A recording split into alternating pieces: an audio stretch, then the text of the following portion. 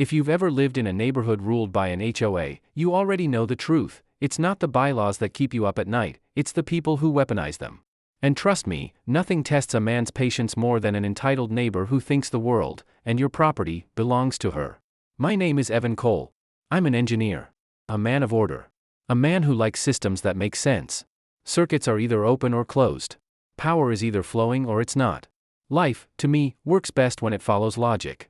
But when the HOA president herself decided to turn my solar grid into her personal gas pump for her Tesla, I realized I was no longer living in a neighborhood, I was living in enemy territory. This is the story of how I turned her arrogance into her downfall. And how her shiny Tesla ended up smoking in the driveway, while all I did was watch. Sarah, my wife, and I had picked this house for peace. A shady oak tree out front, a yard big enough for quiet evenings, and a 2-car garage where I built my workshop. That garage was my sanctuary. Every wrench, screwdriver, and wire had its place. No clutter. No chaos. Just order. And mounted proudly on the outside wall? My pride and joy, a level 2 charger I installed myself. 240 volts. 48 amps. A sleek machine that took sunlight harvested from the solar panels across my roof, stored in my home battery, and fed directly into my car every night. It was clean. Efficient. Logical. And most importantly, mine. At least, that's what I thought. The alarm. It was 2 a.m. when everything changed. A shrill, high-pitched alarm ripped me out of my sleep. Not the smoke detector. Not the home security chime. This was different. This was my system. My custom monitoring setup, one I had coded and built myself, was screaming. Sarah jerked awake, panic in her eyes. Is it a break-in? Fire? No, I muttered, already out of bed. It's the grid. I grabbed my tablet, eyes scanning the screen. For hours, my house had idled quietly. Fridge, a couple standby devices. A flat, steady line on the graph. But then, at exactly 1:58 a.m., the numbers skyrocketed. A skyscraper on the chart. 48 amps. Full draw. That was my charger. My car wasn't even plugged in. Someone else was stealing my power. I yanked the curtain back, and there it was, glowing under the motion light, a silver Tesla Model 3. Cable snaking from my charger straight into its port.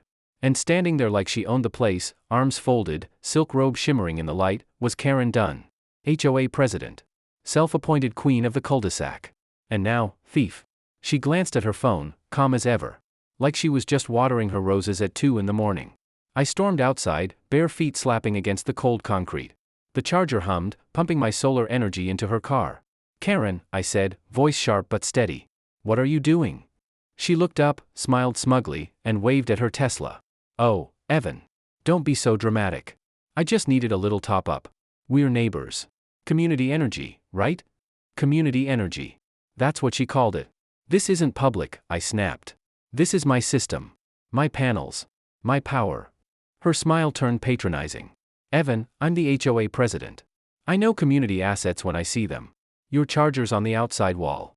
That makes it, well, accessible to everyone. Accessible. She actually said it.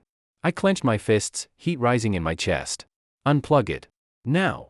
She tilted her head, feigning innocence. My battery's only at 40%. I need 80 to get to my yoga retreat in the morning. Be a good neighbor, Her tone dripped entitlement. Like I was a child being scolded for not sharing toys. That's when it hit me, this wasn't ignorance. This wasn't a misunderstanding. This was war. Sarah warned me about Karen when we first moved in. She ran the HOA like a dictatorship. If your lawn was a 1/4 inch too high, you got a fine. If your trash can stayed out 10 minutes too long, you got a warning letter. But her rose bushes? The ones that sprawled a foot into Tommy's yard?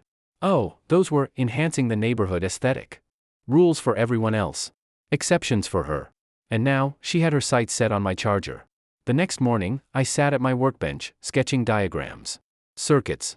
Relays. Modules. Sarah walked in, set a mug of coffee beside me, and raised an eyebrow.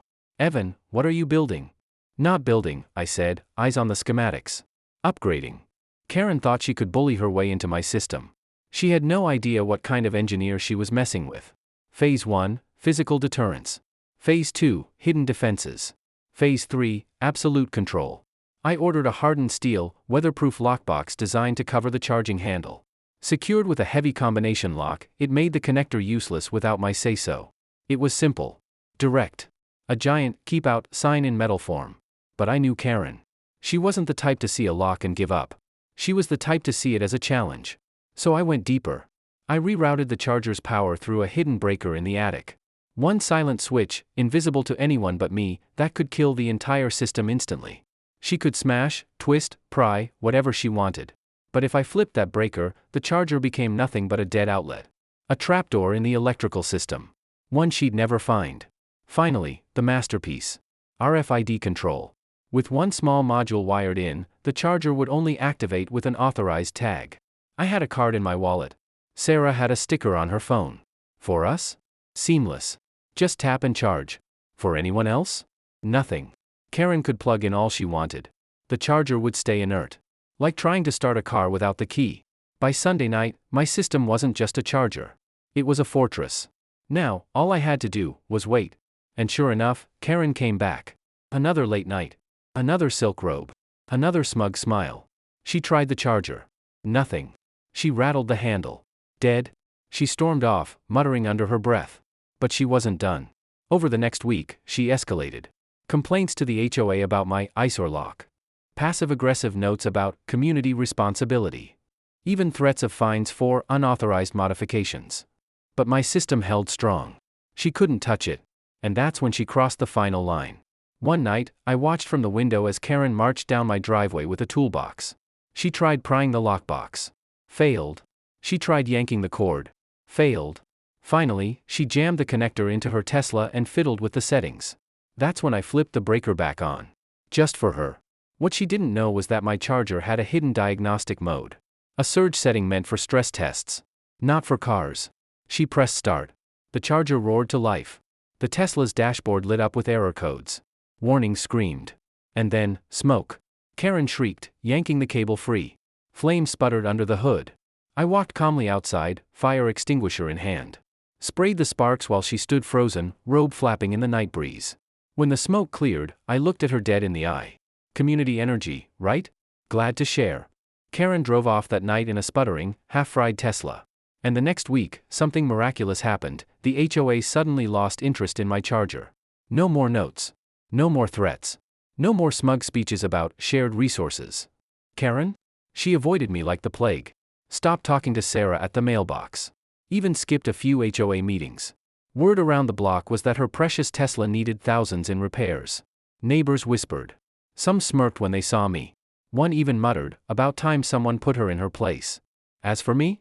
My charger still works perfectly. Efficient. Clean. Secure. Mine. And every night, when I plug in my car and hear that quiet hum of power flowing, I smile. Because sometimes, the best way to deal with entitlement isn't with arguments. It isn't with shouting. It's with engineering. And as for Karen? Well, let's just say the next time she wants free energy, she'd better bring her own solar panels.